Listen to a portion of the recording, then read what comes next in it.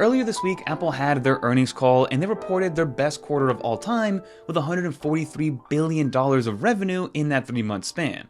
But in all honesty, that wasn't the most exciting thing that Tim Cook mentioned. He's saying that Apple's preparing to launch innovations, yes plural, that we've never seen before, so it had us again reinvigorated to really get excited on what Apple has coming this year, and 2026 is going to be Apple's biggest year yet, and there's a bunch of new products, a bunch of new software, a bunch of new services that I want to highlight in this video, so let's talk about what these innovations are and what to expect.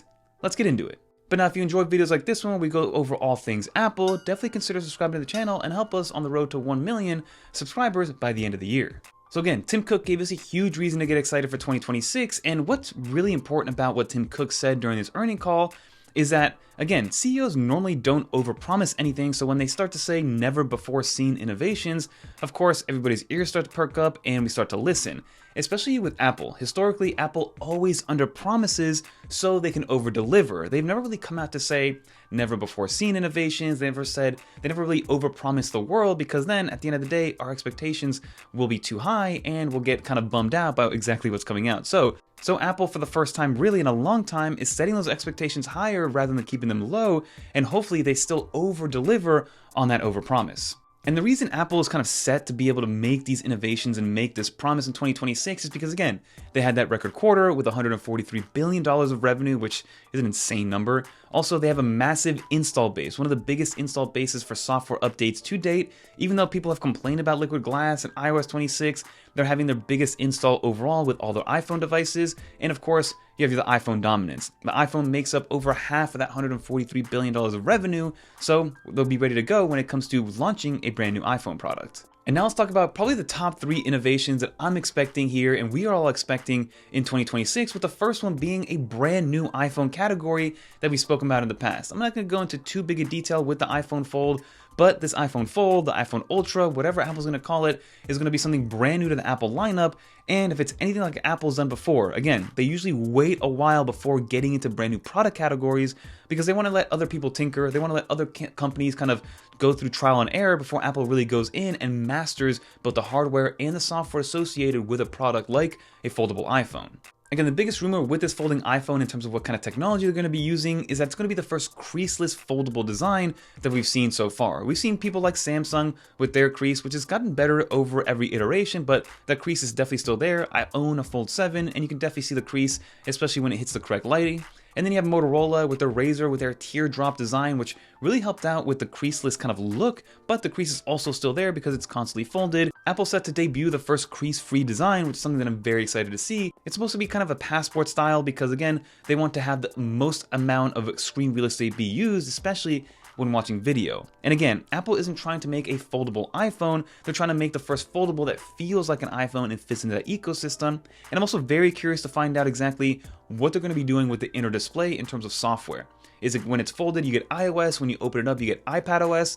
Is there going to be some sort of DeX-like environment? Will we get the floating windows that come over to here? Are they going to be setting this up as a productivity device and also keep that price relatively low so more and more people can get into it?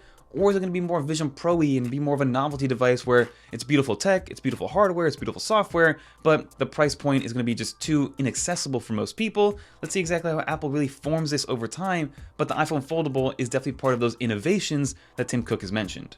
Another big thing is going to be a brand new M6 MacBook Pro. Now we're still waiting for the M5 Pro and M5 Max chips to be released earlier this year, but Apple set to redesign the MacBook Pro for the first time since they did it about 5 years ago when they went back to a little bit more of a squared off design. They brought back the SD card slot, the HDMI port. So Apple is set to give us OLED instead of mini LED on these displays, as well as a much thinner chassis to kind of compete with its own MacBook Air. Of course, the price point is going to be higher on a MacBook Pro. There's also rumors of it being touch capable, so we'll see what happens with that. And then finally, we might finally get a C1X modem built into a MacBook, giving us the first cellular connected MacBook since I believe 2003, when you were able to buy kind of these data cards that you were able to input into the MacBooks. But again, that was about 25 years ago, so that doesn't really count. But bringing the C1X modem into something like a MacBook, I think would sell extremely well for most people, because there are those situations where people want to have cellular connectivity, be on the internet, and they don't want a hotspot. I know that there's a lot of customers that want to have that capability on their Macs, and they've been yearning for that for years. So bringing that over to a new OLED MacBook Pro and M6 version is going to be great to see. And then lastly, the next one that I'm going to be looking forward to is going to be Apple's new kind of foray into the HomePad, into a Home OS, and into a much smarter Siri with Gemini combined into that. Apple's set to release some sort of piece of hardware that's going to be a HomePod mixed with some sort of iPad mini. That's going to be your home hub at the end of the day to control all your smart devices, both with your voice as well as with the touch interface. And again, it's going to be able to interact. It's going to have FaceTime. It's going to have its own kind of operating system with Home OS. It's going to deal with complications. So it's going to be kind of similar to the standby mode that's on your iPhone, but also similar to the complications on your Apple Watch. And I think that's going to be exciting to see moving forward. But again, that's why 2026 feels a little bit different to me versus the last few years. The last few years have been iterative. Yes, we've gotten some awesome strides with the M series MacBooks. They're super fast. They're amazing to see. The iPhones have gotten their incremental updates. iPads also incremental updates. But 2026 feels a little bit different because we have the new Gemini partnership with Google. So you have the AI race with Apple Intelligence, with Siri getting much smarter, much more conversational, much more chatbot-like, which is exactly what we want. And then we also have all the maturity that comes with the Apple Silicon. We are now running on about 5 to 6 years since Apple introduced the new M1 chip in that MacBook Air back in 2020. So now we're entering that maturity level of the M series chips, which means they're just gonna get that much more powerful. Then you also have, like I mentioned, the Vision products. So we're gonna get some new Vision Pro or some sort of Vision glasses coming over the next 18 months, which is gonna be a big proponent of Apple Intelligence and wearables moving forward. So to kind of round this off and close this off, we all know Tim Cook as being a very calculated executive in tech. He doesn't do things by accident. Everything has a purpose, everything has a reasoning, and every move that he makes has a purpose to really bring Apple forward and really differentiate themselves in a very crowded tech space right now, especially in consumer tech. So it is crazy that he is throwing around the never before seen. It's something that he's never said before. And again,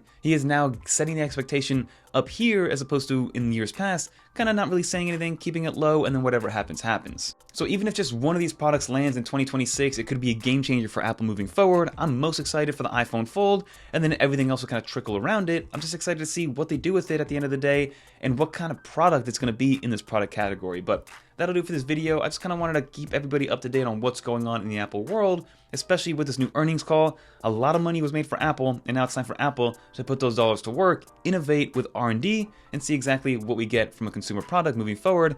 And I'm just excited to be an Apple fan once again, after years of kind of being a little bit meh, in my opinion. But that'll do for this video. If you made it to the end, leave a little dolphin. Leave a comment down below what you're most excited about. Also leave an article written by Ryan down below that highlights 20 plus products that should be releasing in 2026 for Apple. Highly recommend checking that out. But that will do it. If you guys want to watch similar videos to this one, click on one of these right here. And until next time, I'm Fernando. Peace, everyone.